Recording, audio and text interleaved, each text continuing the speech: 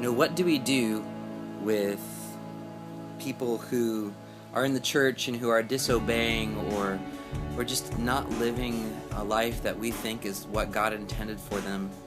When we look at Matthew 18, we see this model that Jesus left for us, he said, if you have a grievance against a brother, if a brother or a sister sins against you, you bring it to them one-on-one. And then if they still won't listen, you bring up another. And if they still won't listen, you bring it before the whole church. And then there comes this interesting passage that says, and if they still don't listen, you treat them as a prostitute or a tax collector. Now, most of the time when I've heard this discussed, people kind of then take that to mean you cast them out, you shun them, and you put them aside. But we have to stop and ponder, how does Jesus treat tax collectors and prostitutes? Well, he invites them to become disciples. This is profound.